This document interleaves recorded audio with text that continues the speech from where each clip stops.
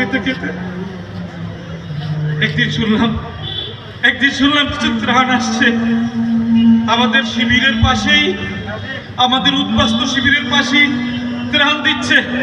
ত্রাণের জন্য দৌড়ে গেলাম। লক্ষ লক্ষ মানুষ, হাজার হাজার মানুষ, তাদের ভিড়ে আমিও খাবারের জন্য ছুটে গেলাম। নিজের বিবেকের দিকে তাকাই আর লজ্জায় চটপট করি। একদিন তো আমারও সবকিছু ছিল, জাকাত দিতাম, দান খয়রাত করতাম।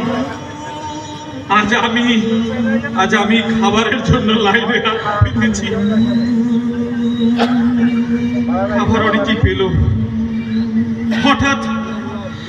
হঠাৎ বিকট শব্দে সবকিছু লন্ডভন্ড হয়ে গেল। মানুষ দৌড়াদৌড়ি শুরু করলো। এখানেও বোমার আঘাত। আমরা তো আমাদের বাড়ি ঘর ফেলে সবকিছু চলে এসেছি উদ্বাস্তু শিবিরেও বোমার আঘাত। দৌড়ে গেলাম আমার তাঁবুর দিকে। কি তাঁবু নিশ্চিহ্ন হয়ে গেছে। আমার মা, আমার বৃদ্ধ মা নেই, শুধু রক্ত আর রক্ত। আমার বাচ্চা কোথায়? আমার বাচ্চা নেই। ও আমার জোহরা শুধু মাথাটা মনে আছে।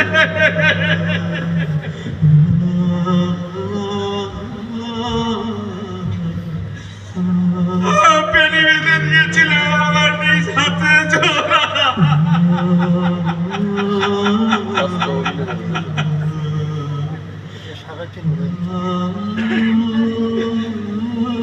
আমার মায়ের ক্ষত বিক্ষত লাশ চারিদিকে ছড়িয়ে ছিটিয়ে আছে।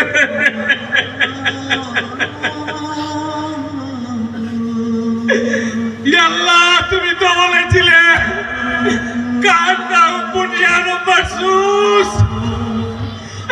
তোমরা সবাই শিশাদালা প্রাচীরের মতো থাকবা।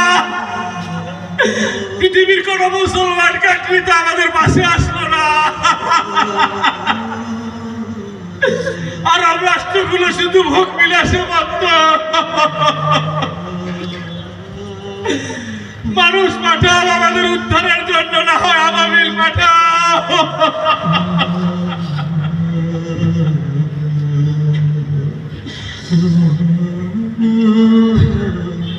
জানি আপনাদের কিছু করার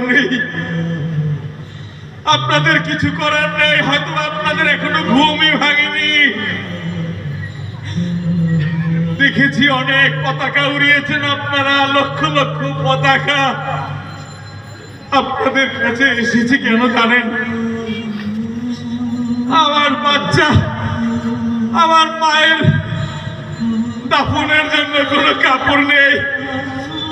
এক টুকরো কাপড় দিয়ে চারজনের লাশ কিভাবে কাফন দেব? আরো হাজার হাজার মানুষের লাশ কিভাবে দাফন দেব? কাপড় শেষ হয়ে গেছে। আপনারা যদি কিছু নাও পারেন, যে পতাকাগুলো বানিয়েছিলেন আপনারা, ফিলিস্তিনের পতাকাগুলো পাঠিয়ে দিন। এই পতাকাগুলো দিয়েই আমরা দাফন দিতে চাই। কবে আপনাদের ঘুম ভাঙবে? কবে আপনাদের ঘুম ভাঙবে?